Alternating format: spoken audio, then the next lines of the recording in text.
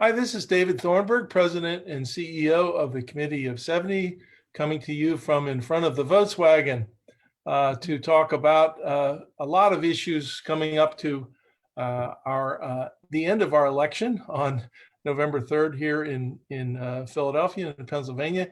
And I'm delighted today to be joined by Amber McReynolds. Amber, welcome. Well, hi, great to be here. Amber is, I think, one of, if not the national expert on all things voting by mail or voting at home. Pick your phrase. But she is CEO of the National Vote at Home Institute, and I have had the pleasure of talking with her before. I'm going to say maybe back in April before things got really interesting.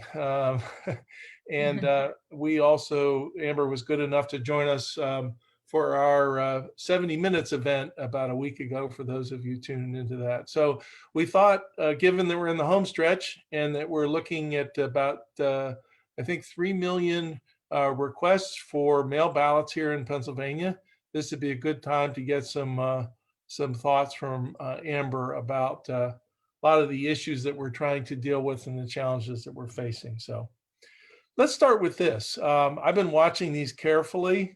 As I said, we have about 3 million requests for mail ballots. The window closed on that on Tuesday, so that'll be the final number. And last I checked, we have about 65% of those ballots returned. And there's some anxiety about where we are on that. Of course, we all want that number to be 100%, but can you give us some sense of what's typical you've been working in Colorado, which is a very experienced vote by mail state. But what do you make of that number? Where do you think it should end up? Is there cause for concern? Well, first, actually, that number is slightly higher than some other states have back in the door already. And it's actually historically pretty high comparatively to where we are. At this point, we're advising voters to drop those ballots off in person if they're still holding on to it. That's the best thing to do over the next 2, 3, even 4 days by Monday. The sooner that those ballots get into election officials, the easier it will be for them to get the process moving on election day, to process all those and get them in the counts on election night. And the more people that vote by mail, and this is historically, but the more people that vote by mail in states, we also see a higher increase in turnout because it does provide a convenient and safe option for voters to engage without having to stand in line on election day. So best thing to do now is to drop off in person to your local county office or a drop box that's secure. Doing that now is critical ahead of Tuesday. Absolutely. That's the advice we're giving folks. And I'll just put in a plug and a reminder about how you can find those places. If you're in Philadelphia, you can go to phillyvotes.com and find either our satellite election offices or our drop boxes. And they're all over the city, so there should be one convenient to you. If you're in Pennsylvania but not Philadelphia, just go to votespa.com and you can find the same for your county. So yeah, we're outside the window of when we should trust the mail to get things there on time. And also a reminder to Pennsylvania voters that you have to have your ballot in by, we're suggesting 8 p.m. on election day, the 3rd.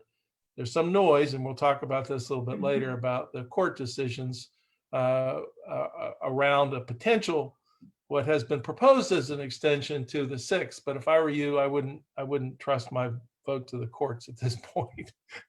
Best to get it in before election day, and if there's an ability to accept those that are postmarked after election day, that's just sort of icing on the cake. But best to get it in ahead of election day. Absolutely. So let me turn to another kind of ambient topic, which is, we'll call it voter anxiety. You're a veteran of leading efforts to vote at home. We're kind of newbies. There's an enormous amount of anxiety about from voters about their mail ballot and trusting that it gets to where they want to be and that it gets counted. It was occurred to me, it may be kind of like the first day you send your little one off to kindergarten. You Hmm. know, you put him or her on the bus and you let go of their little hand and you just keep your fingers crossed that all goes well and things work out fine. But you've seen this kind of anxiety before, and just how do you approach that? What do you counsel? How do you counsel voters? How do you try to lower that level of anxiety and make them feel like this is a process that they can trust? Well, first off, I don't know that I would agree with that fully comparison. I mean, I have a 7 and 9 year old, so I've definitely experienced my fair share of first days of school and that kind of thing. But what I would say is, in my experience, and I ran elections for 13 years, there's much more anxiety when you wait until election day and kind of roll the dice with your plan A to vote, because if there's any, power outages, procedural issues, long lines, anything like that does happen every single year that we see in elections, you're leaving a lot up in the air. And I think in a lot of ways that actually produces more anxiety for voters on that final day.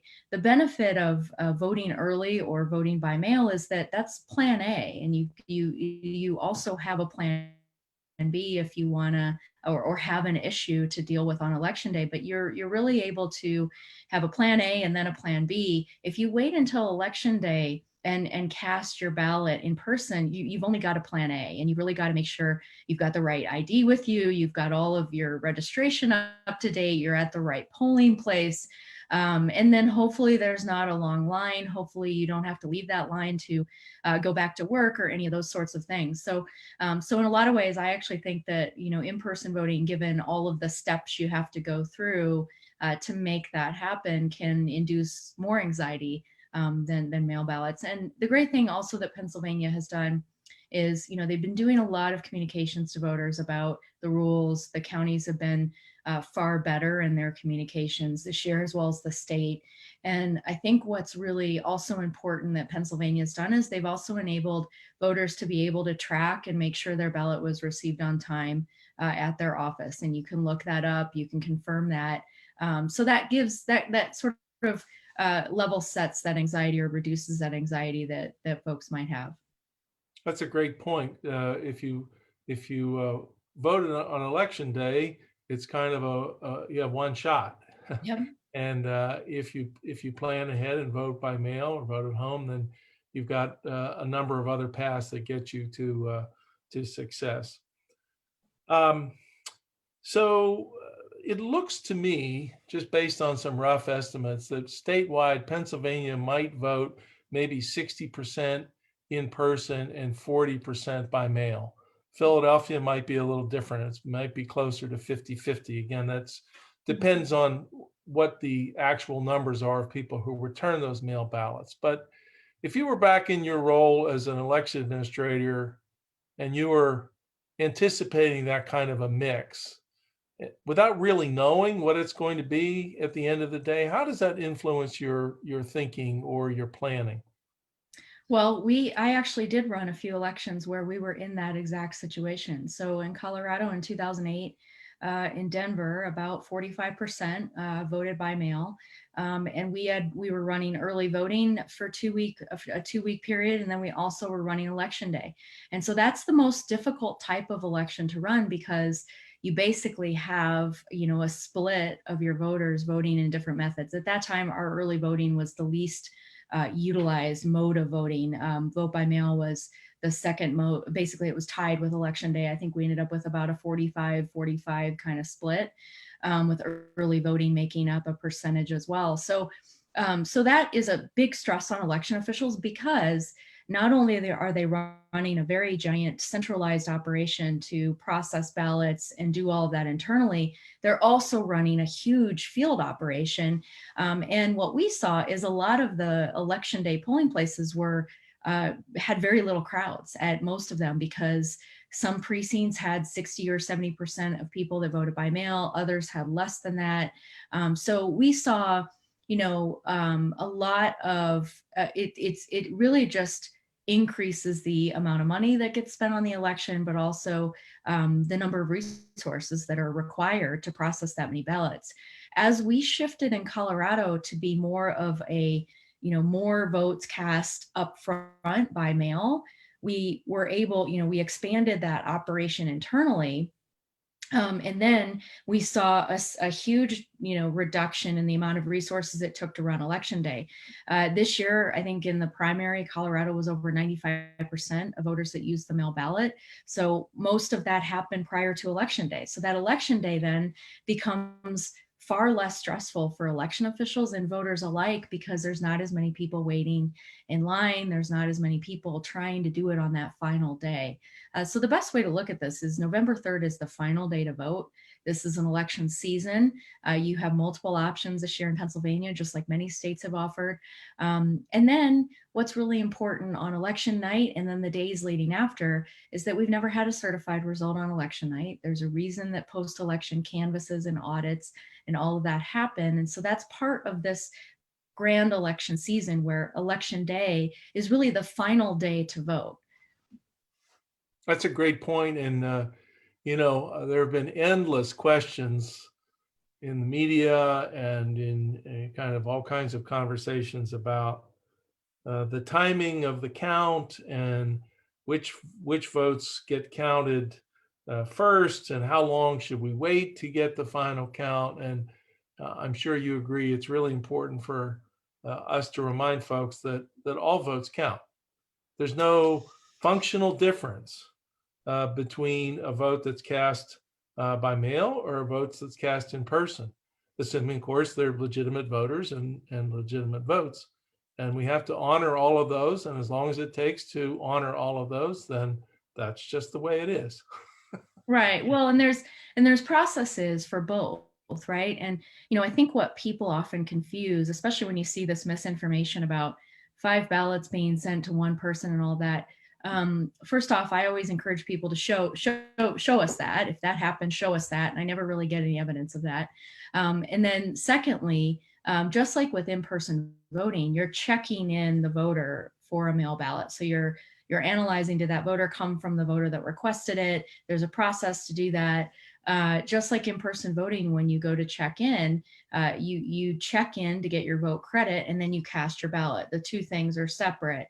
And the registration aspect of things is really, really important, because just like if you move and you don't update your address and your mail ballot comes back to the election official undeliverable because you moved, it's very similar to a poll book. If you show up at a polling place and your name's not in it, and then come to find out it's because you moved, it's about registration. It's not about the mail ballot policy or whether or not mail ballots are safe. It's about registration. So I think that's really important too, is that registration is often confused with these other two things, and they're very different and distinct parts of the process. Yeah. So I'm going to drop down to sort of a very sort of tactical level, and just interested in your thoughts on this. Um, Election administration is a human process. Mhm. They're men and women of, I think, great integrity and good faith who are making the process work. But sometimes they make mistakes. We all make mistakes. You misplace something, or you add wrong, or and I'd be surprised if if that hasn't happened in the elections that you run. But we now seem to live in a time when people conflate mistakes with conspiracies. Mhm. So how do we push back on that? How do we remind people that, again, it's a human process? That's Yeah. I mean, first, what I would say is election officials are, like I like to say, the guardians of democracy. They're the heroes on the front lines that are uh, community members, friends, family of all of ours that are working in this process. And they're also doing it, and election officials have faced this problem for years. They're doing it often with one hand tied behind their back. And what I mean by that is either, and it's usually a failure of policymakers to not update laws appropriately to make the process more efficient, a lot of times don't listen to election officials. Pennsylvania has been a great example of that this year, where calls from local election administrators to get more time to process ballots in advance have just completely been ignored by policymakers in Pennsylvania. And then funding has been one of the biggest challenges that election officials have faced for decades. Elections have been historically underfunded, and that also is the fault of policymakers. So I think one of the themes that's going to come out of 2020 is that election officials did everything in their power, even with one hand tied behind their back, to make sure voters had access and could vote per their rights to vote. And policymakers largely have failed in many states around the country, and certainly at the national level, at ensuring that the appropriate resources were in place, especially during a pandemic, for election officials to be able to do the job that they also have responsibility for. And I do think that it very much is a human-driven process.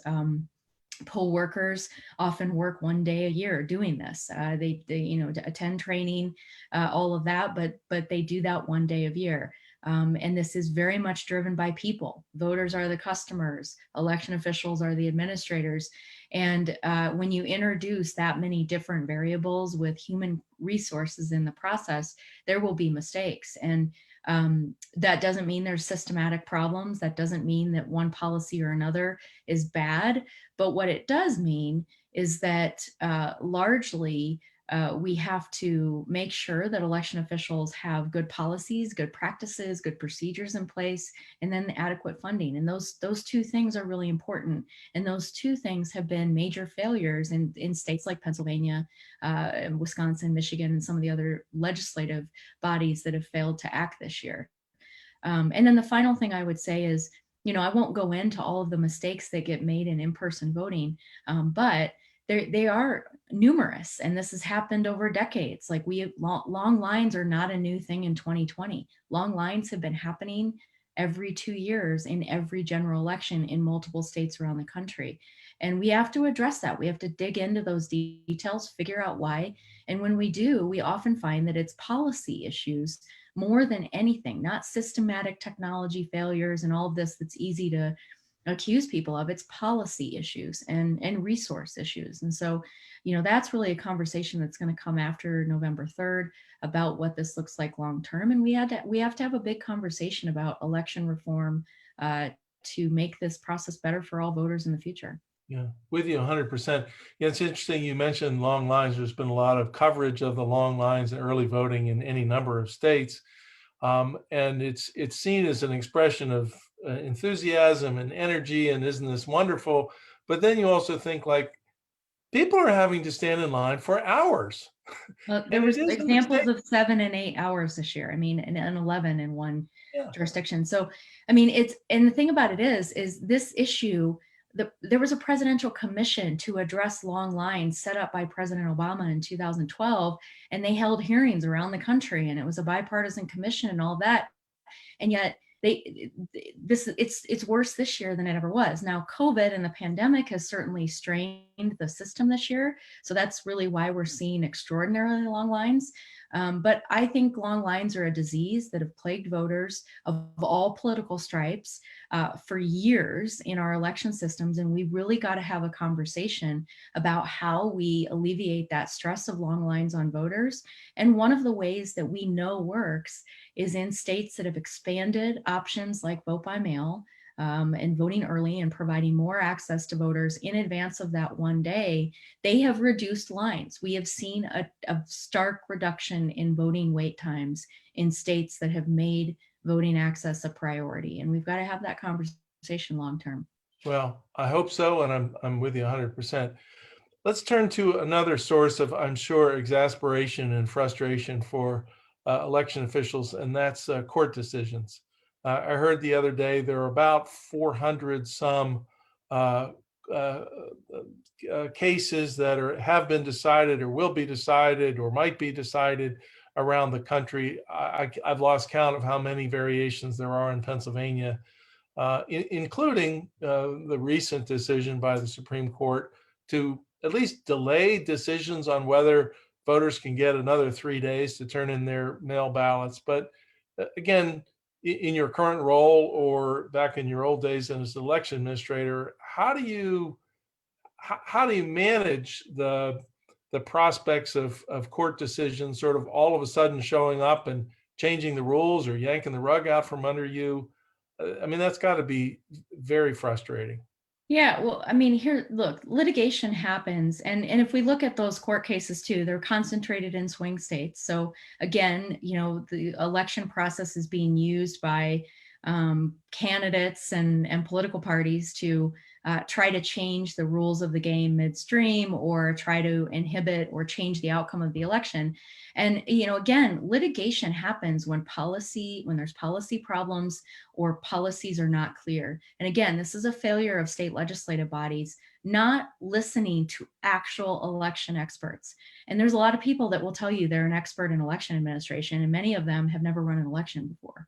And the best laws and policies on the books around the country have been a collaborative effort with actual election administration experts that have run this process, along with other partners and legislators designing laws that we know work. And I'm sure if we did a map of the country, the states that have included election officials and passed policies that are based on good practices have way less litigation. Colorado is a great example. Washington, Oregon, Arizona hasn't had as much this year. So if we look around the country, we see and we know the trends of where the litigation is most prominent. And it's usually where the laws aren't clear, the legislatures haven't engaged with actual election administration experts, and in swing states, which has a whole different dimension of stress in a presidential year. Yeah. Someone said to me that writing legislation without really understanding how it plays out on the ground is kind of like programming a computer without debugging it. And then it breaks Right. down and it doesn't work, and then it ends up in the courts, and then it makes voters' heads spin and drives election officials crazy. Right. Well, I mean, even if we go, and even just looking at the federal side of things, the Help America Vote Act came about after Florida 2000. Congress essentially responded to Florida 2000 and said, we never want to see a butterfly ballot again. So they threw hundreds of millions of dollars at voting technology that ended up having security problems. And now most of that is not in use anymore. But the problem with that is Congress threw money at technology instead of actually fixing the policy problems that created some of the issues that we saw in Florida 2000 and that we've seen since. So it's also not good to expect technology to solve process and policy problems. And that's, I think that when we see long lines or we see some of these other issues, a lot of times, again, it all goes back to policy and process more than technology or other things like that often get blamed, even though it's not their issue. Yeah. Well, as I said earlier, this is all a really important agenda that I hope we get to after November 3rd, November 10th, December 1st, whenever. But in the meantime, we have a really important election season to conclude. And I want to end just with we mentioned it a couple times, but to voters in Pennsylvania and Philadelphia, just again, a reminder, as Amber said, if you're holding a mail ballot right now, make sure you get it to your county election office, whether it's a drop box or one of the satellite offices or the courthouse or city hall, and take the satisfaction of watching it head into the slot or hand it over to a human being. Or, of course, you have the ability to vote on election day on November 3rd. And make sure your Votespa.gov. secrecy ballot is in there too. Oh, oh yes. Oh Please yes. do that in Pennsylvania. Oh yes. No, that's the 1, 2, 3 is the the secrecy ballot, that you need two envelopes per ballot to make sure that it counts, and then that you sign and fill out the declaration on the outside, and then otherwise just follow the rules. I say to people, it's like pretend you're applying for a really important job and you want to make sure everything is right on the resume and you get the right address. You double check it. You ask somebody else to check it. Whatever it takes, and because we just as the Volkswagen says, we want to make sure every vote counts. Yeah, Amber, and the one final thing, I mean, turn those ballots in before election day, and I'll remind everybody that tax returns are accepted with a postmark. And the United States Post Office makes extraordinary measures happen on tax day to make sure that those get in on time and people aren't penalized. And I think it's a good thing to remember when we see all of this litigation about postmarks and receiving the ballots after election day. The goal is to make sure every eligible voter that wants to vote can vote, and they're not left out of the process simply because of another issue that might not be relevant for them getting their ballot in. So that's the most important thing. And we've done this before, we'll do it again. And election officials are definitely the guardians of democracy. And this is a trusted process. And we just have to be patient and let them do their jobs. absolutely. Well, thank you so much for joining us. Thanks for your national leadership on this. I encourage folks to follow you on Twitter because you're always just making great points and sharing great information. And so thank you so much. This again is David Thornburg. I'm President and CEO of the Committee of 70. Thanks for joining us on Studio C70. And whether by mail or in person, November 3rd is the last day to vote here in Pennsylvania, and certainly encourage you to come on out and let your voice be heard. So thank you again, Amber. Thank you.